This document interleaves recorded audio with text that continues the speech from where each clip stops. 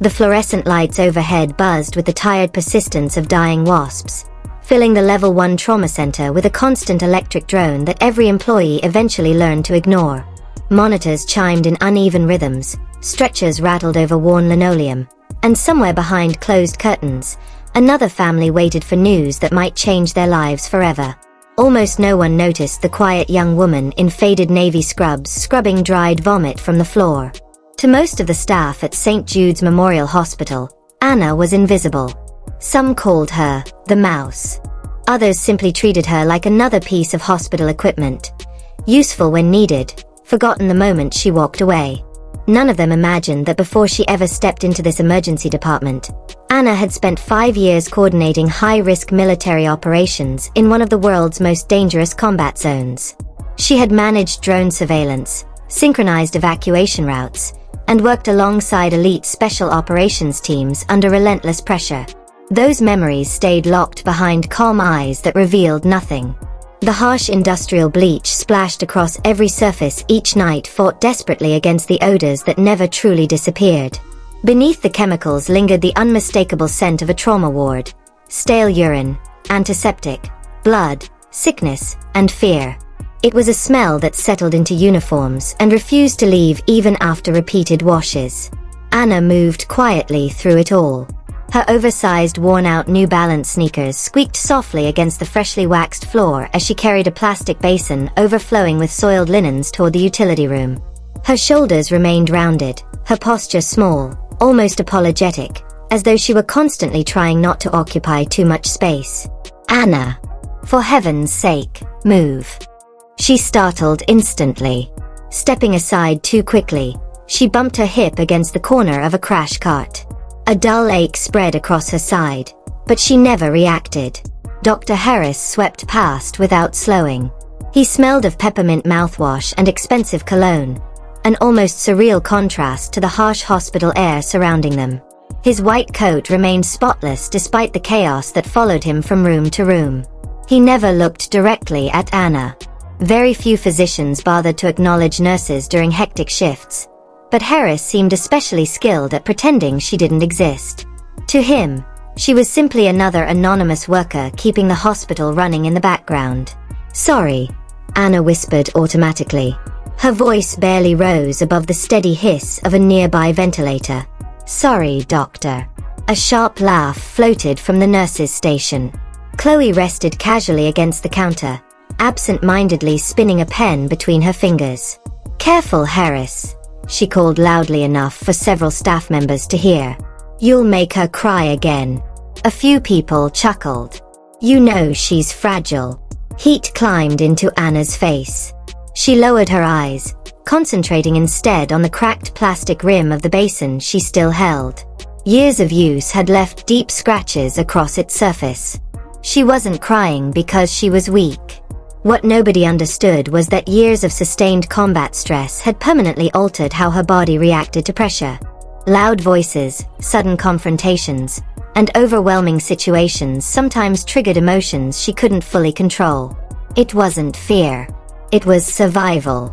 Her nervous system had spent years adapting to danger. Returning to ordinary life had proven far more difficult than anyone could imagine. Still, allowing people to underestimate her felt safer than explaining the truth. Being overlooked meant fewer expectations, fewer questions, fewer opportunities for painful memories to return. She had once coordinated operations where dozens of lives depended on calm decisions made within seconds. She had watched glowing symbols disappear from digital maps, knowing each represented someone who might never come home. Compared with that burden, enduring a few cruel remarks seemed almost insignificant. "Did you finish charting bed 4? Chloe asked as Anna reached the desk. "Yes," Anna answered softly. She placed the basin on the counter. The skin around her fingers had become dry and cracked after endless hours of washing and sanitizing. "You actually measured the JP drain output this time?" Chloe asked skeptically. "Or am I fixing your documentation again?" "I checked it. And 40 milliliters. Serosanguineous." Chloe raised an eyebrow. "Fine. She snapped another piece of strawberry gum into her mouth before pointing toward the hallway. Go clean room 7. Our intoxicated patient got sick again. Room 7 wasn't Anna's assignment. It belonged to Chloe. Anna knew that. So did everyone else standing nearby. No one said a word. Anna simply nodded. She pulled a pair of purple nitrile gloves from the dispenser, adjusted the cuffs carefully around her wrists, and walked down the corridor without complaint. The odor reached her before she crossed the doorway. Alcohol. Stomach acid. Disinfectant. The patient, a large middle-aged man with bruises across his face, snored heavily while restrained for his own safety after repeatedly trying to remove his 4 lines. Anna paused quietly at the threshold. She closed her eyes for only a second. One slow breath. Then another. When she opened them again, the frightened hospital orderly everyone dismissed had vanished behind the same calm focus that had once guided impossible missions under unimaginable pressure. No one outside that room realized they were looking at someone who had already survived far worse than anything this hospital could ever throw at her. The steady hum of the hospital slowly faded into the background. For a brief moment, St. Jude's Memorial disappeared. Anna was somewhere else. The vibration beneath her feet became the familiar pulse of helicopter rotors. The air smelled of aviation fuel and hot metal instead of disinfectant. Every rhythmic thump echoed through her chest, settling deep into her bones. She was back inside a military transport helicopter. The weight of a ceramic plate carrier rested securely against her torso, heavy enough to feel reassuring instead of burdensome. A tactical headset pressed tightly against her ears, carrying bursts of clipped radio traffic through layers of static. Movement confirmed. A calm voice crackled through the earpiece. 3 hostiles. Grid Alpha 6.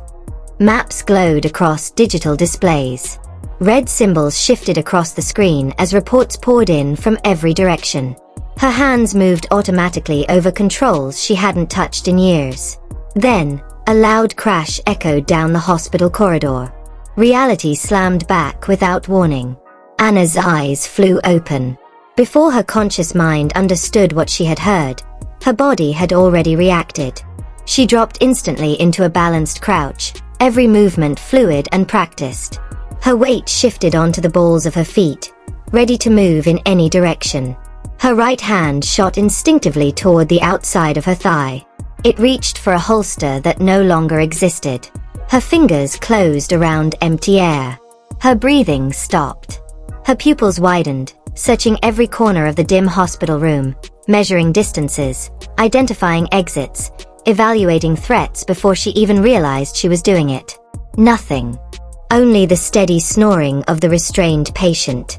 Only cardiac monitors beeping their endless rhythm. Only fluorescent lights humming overhead. Slowly, she rose back to her feet. Her knees trembled beneath her. A bead of cold sweat slipped down the center of her back beneath the thin cotton scrubs, leaving an icy trail across her skin. She stared at her empty hands. They were shaking. "Pull yourself together," she whispered. The words came out rough and firm, stripped completely of the timid voice everyone at the hospital knew. "You're a nurse." She swallowed hard. "You're just a nurse." The sentence felt less like reassurance and more like a command she desperately needed to believe. She pulled a pair of purple nitrile gloves over her hands. The rubber snapped sharply against her wrists. Focusing on the familiar routine, she picked up a clean washcloth and leaned over the patient's bed. One controlled breath. Then another. She forced herself to breathe through her mouth, ignoring the sour smell of alcohol and sickness. She made herself smaller, quieter, invisible once again. At 3:14 a.m., the emergency department entered its strange lull. The intoxicated patients had finally drifted into exhausted sleep. Most of the serious trauma cases from earlier in the night were already in surgery or intensive care. The hospital's air conditioning system switched into its overnight cycle, sending cold currents of sterile air through every hallway. Anna had retreated to the supply closet. The narrow room smelled of cardboard, plastic packaging, and freshly opened alcohol prep pads. It was the closest thing she had to a sanctuary. There were no alarms, no conversations, no flashing lights, only perfectly organized shelves stacked with medical supplies. She slowly counted boxes of saline flushes, running her thumbnail along the rough cardboard edges to keep herself grounded in the present. The texture helped, until the floor shook. It wasn't a gentle vibration. The entire room lurched violently. 4 poles rattled against the wall. A box of syringes slid from the top shelf and exploded across the floor. Less than a heartbeat later came the sound. A violent crash of twisting metal, shattering glass. The concussion echoed through the building, making her ears pop from the sudden pressure. Someone screamed. The cry rose sharply before ending without warning. Then came 3 rapid cracks. Short, sharp, perfectly spaced. To most people, they might have sounded like heavy equipment falling. To Anna, they sounded terrifyingly familiar. Controlled gunfire. Her entire body locked in place. A freezing surge of panic climbed her spine so quickly it stole her breath. No. The whisper escaped before she realized she had spoken. Not here. Her stomach clenched violently. She dropped to her knees beside a red biohazard container, coughing as bitter acid burned her throat. Her hands shook uncontrollably. She pressed both palms tightly over her ears, curling into herself against the cold tile floor. Even through the closed supply room door, she heard heavy boots pounding down the hallway. Not random footsteps. Disciplined, coordinated, professional. Voices barked clear commands outside. Secure the exits. Watch the stairwell. Anna squeezed her eyes shut. The hospital disappeared once again. She smelled burning fuel, dust, hot metal. The copper scent of blood carried on dry desert wind. Her breathing became short, uneven gasps. The therapist's words echoed faintly somewhere beneath the rising storm inside her mind. Stay grounded. You are safe now. The war is over. She wanted desperately to believe it. But every instinct her body had ever learned insisted otherwise. A frightened voice echoed through the hallway. It was Dr. Harris. The confident, dismissive resident who usually barked orders across the emergency department was crying openly now. Every trace of arrogance had vanished. Please, he begged, his voice breaking. Take whatever you want. The pharmacy is down the hall. There are medications. Just take them. Quiet. The command came like a whip crack. A heavy impact followed, then a muffled cry of pain. Where's the operating room? Another voice demanded. We need a surgeon. I'm a doctor, Harris stammered. Then move. Silence settled for only a heartbeat before more shouting erupted somewhere beyond the nurse's station. Inside the supply closet, Anna forced herself to breathe. Her hands were still trembling. She stared at them with quiet frustration. She hated how fear betrayed her. She hated that years of therapy and endless determination still couldn't erase the instinctive panic that sometimes seized control of her body. Yet beneath the shaking, something else awakened.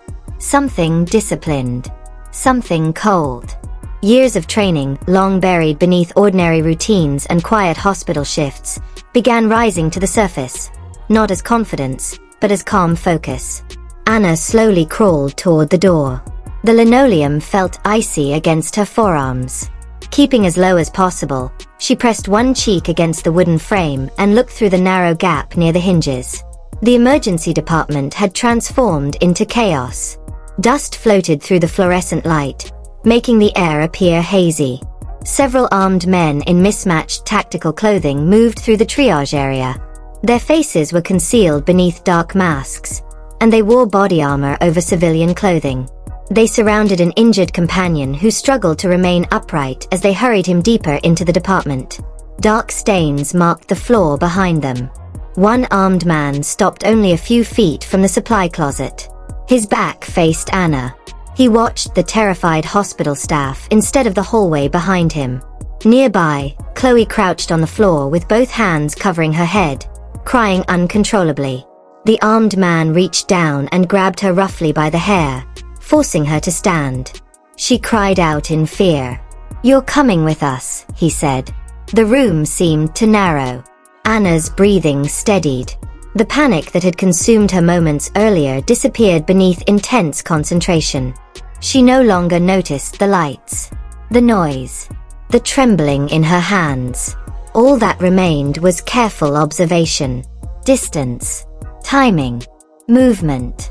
She examined the room without rushing. No obvious means of defending herself. Only shelves stocked with dressings, tape, saline, and ordinary medical equipment. Her eyes settled on a heavy pair of stainless steel trauma shears resting inside a metal tray. She picked them up. The familiar weight felt solid in her hand. Not because they were weapons.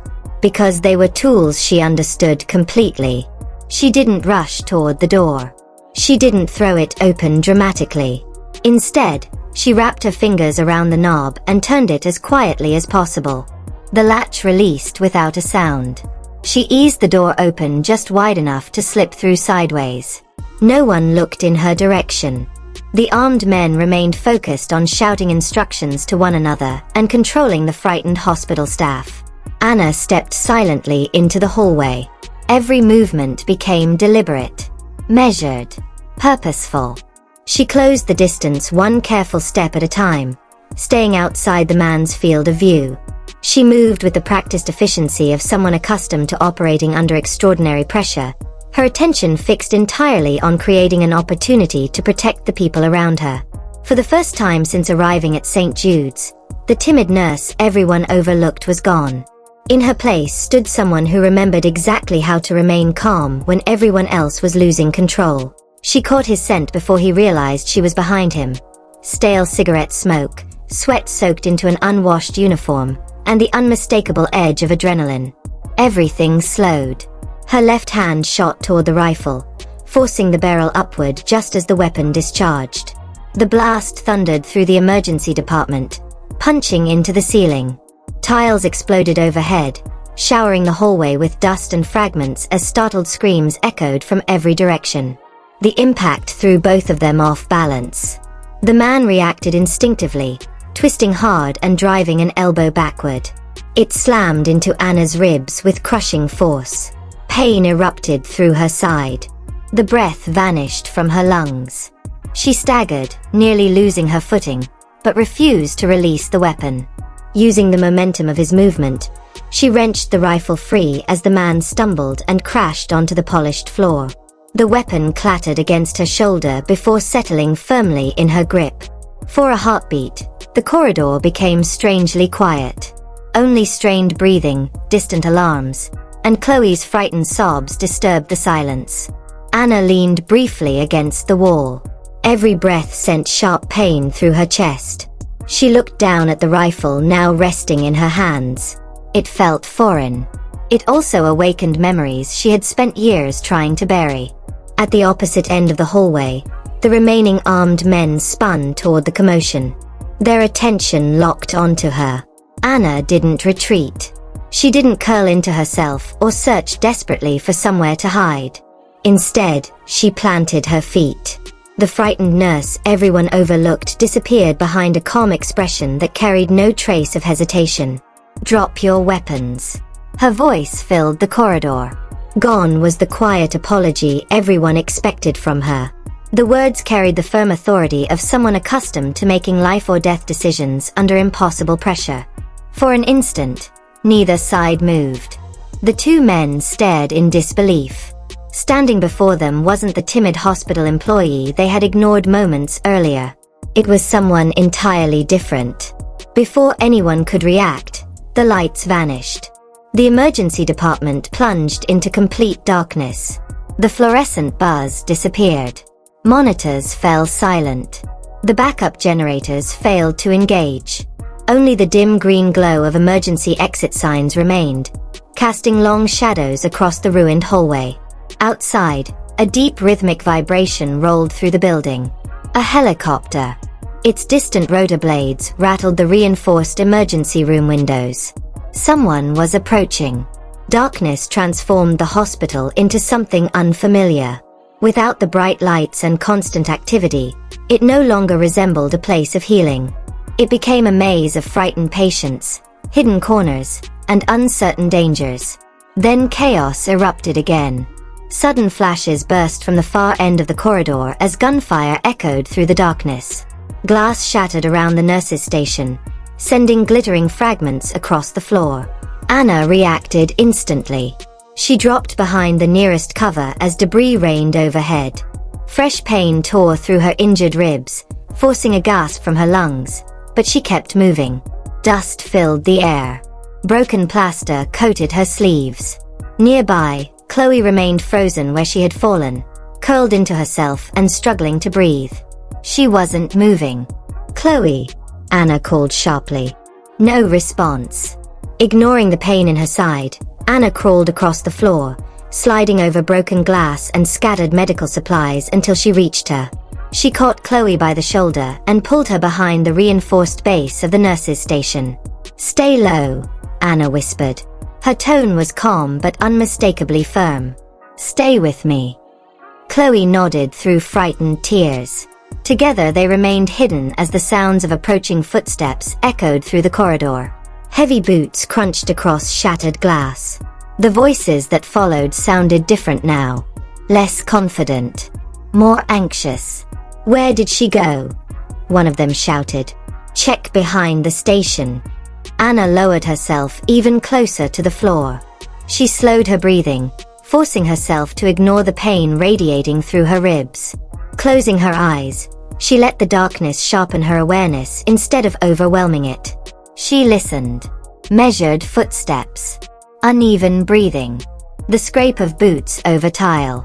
The metallic smell of smoke still hung in the air, mixing with disinfectant, dust, and the lingering scent of bleach. Around her, the hospital remained trapped in darkness, every second stretching longer than the last. Whatever happened next would decide whether the frightened people hiding throughout the emergency department made it through the night. Anna heard it before she saw anyone. A sharp metallic click. Then another. The unmistakable sound of a fresh magazine locking into place somewhere down the corridor. Close. Far too close. The footsteps that followed were deliberate, slow, and cautious, crunching softly over broken glass. From somewhere near an overturned crash cart, Dr. Harris let out a trembling sob. "Please," he pleaded, his voice cracking. "I have a child." Quiet. The command exploded through the darkness. A single gunshot thundered into the ceiling. Dust drifted down through the faint green glow of the emergency exit signs. Harris cried out in panic before falling silent again. Anna shifted carefully behind the nurses' station. Pain surged through her ribs, stealing her breath. She bit the inside of her cheek until she tasted blood, using the sharp sting to steady her racing thoughts. If the men reached the far side of the counter, there would be nowhere left to hide. She couldn't wait. Sliding the rifle away from her, she let it disappear into the darkness across the floor. The weapon felt bulky in the confined space, more likely to give away her position than help her. Instead, her fingers brushed against the cold metal frame of a nearby supply cart. She found the wheel lock by touch alone. One quick movement released it. Drawing a slow breath, Anna shoved the cart with every ounce of strength she had left. It rolled across the hallway before slamming violently into the opposite wall. The crash echoed through the emergency department. Instantly, the armed men reacted. Bright flashes erupted in the darkness as they fired toward the sound. For several blinding seconds, the hallway strobed with bursts of yellow light, casting wild shadows across shattered glass and overturned equipment. Anna moved. Not because she felt fearless. She was terrified. Every muscle trembled. Every breath hurt. But years of experience under pressure had taught her to act before fear could take control. Using the confusion as cover, she slipped away from the nurses' station and crossed the open floor. Her shoes squeaked once against the polished tile. The sound disappeared beneath the chaos. She reached the nearest man just as he turned toward the crashing cart. The encounter lasted only seconds. Both struggled desperately in the darkness, crashing into equipment and sending supplies scattering across the floor.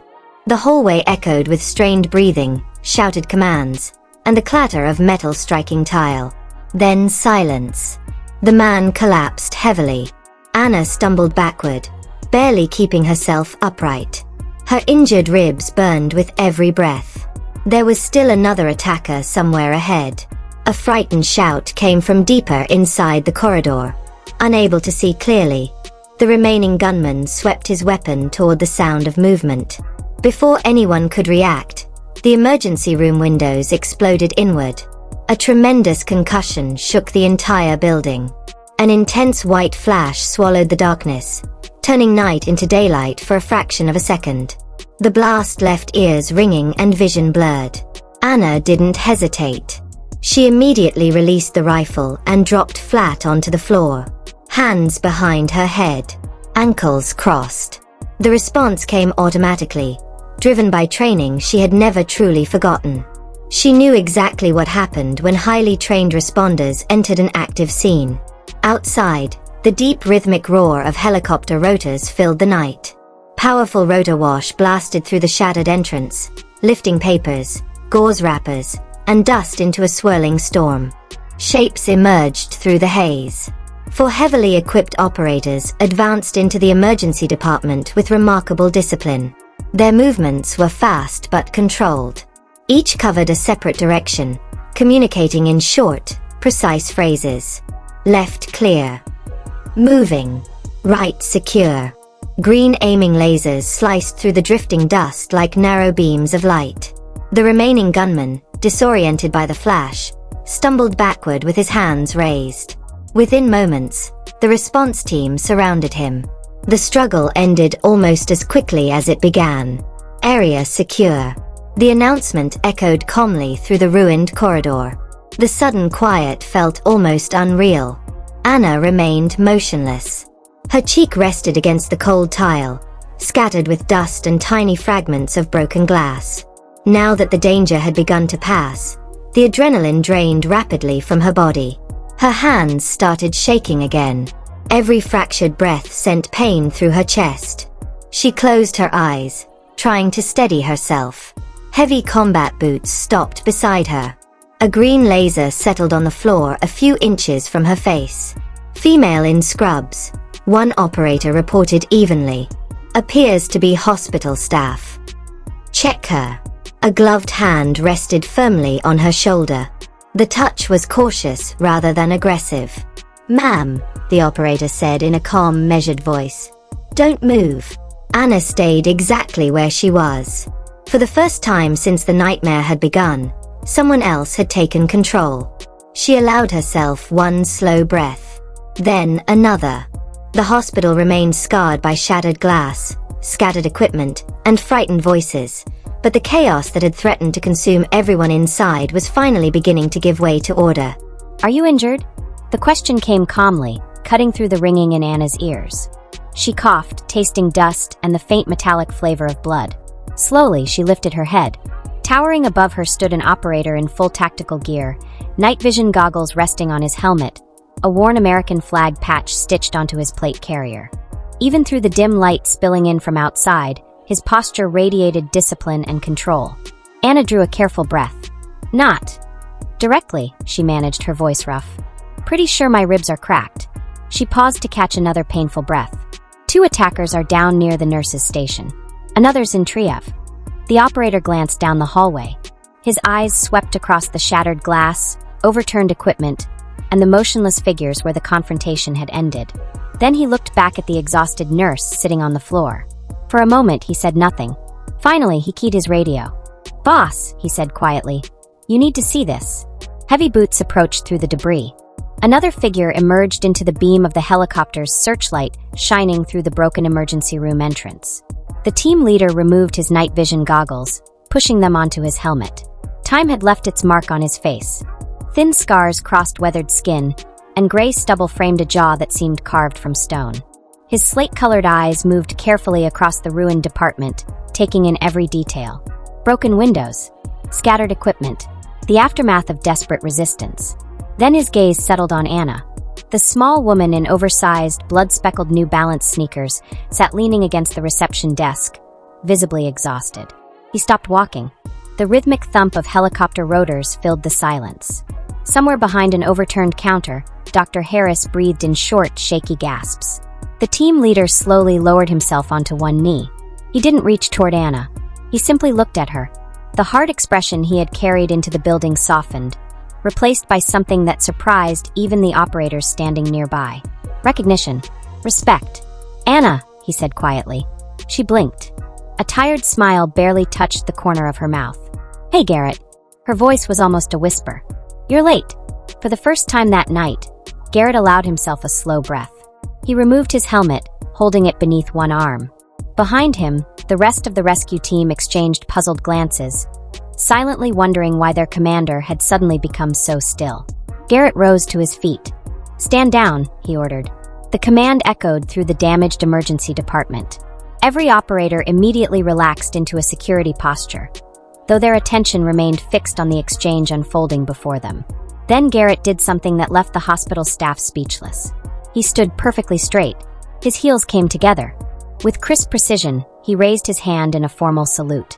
The gesture was flawless. "Area secure," he said, his voice steady yet filled with unmistakable respect. He lowered his hand only after several long seconds. The silence that followed seemed heavier than the gunfire that had come before. From behind a reinforced filing cabinet, Chloe slowly lifted her head. Mascara streaked her face, and tears still clung to her cheeks. She stared at Anna, the quiet nurse she had mocked, the woman she had dismissed as timid, awkward, and incapable. Nothing about the person standing before her matched the image she had believed. Across the room, Dr. Harris cautiously rose from behind the crash cart. His hands remained halfway raised, more from habit than necessity. His eyes moved from Garrett and the operators to Anna, struggling to reconcile the exhausted night shift nurse with the calm woman who had helped keep everyone alive. Anna noticed neither of them. There was no triumph, no satisfaction, only overwhelming fatigue. She slowly pushed herself upright, wincing as pain flared through her ribs. Every muscle protested. The distant smell of aviation fuel and dust that memory had summoned gradually faded, replaced once more by bleach, antiseptic, and the familiar scent of the hospital. She looked at Garrett. Her eyes glistened, not with fear, but with exhaustion so deep it seemed to settle into her bones. "I'm not a commander anymore," she said softly. "I'm just the night shift." She peeled off her blood-speckled purple gloves one finger at a time. They fell quietly onto the tile. A faint smile crossed her face despite everything. "And I think my shift is finally over." Turning away from the gathered operators, she began limping toward the staff break room. Her steps were slow, uneven. There was no dramatic victory march, no heroic pose, only the weary walk of someone who had endured one impossible night and wanted nothing more than a moment of peace. Behind her, the emergency department remained silent. No one laughed. No one whispered. The woman they had overlooked would never again be seen as invisible. Some people announce their strength with loud voices and bold reputations. Others carry it quietly, asking for nothing, expecting no recognition, and revealing it only when circumstances leave them no other choice. Long after the broken glass had been swept away and the walls repaired, the staff of St. Jude's would remember that truth every time they saw Anna walking the night shift in her worn sneakers, moving through the corridors with the same quiet humility she had always carried.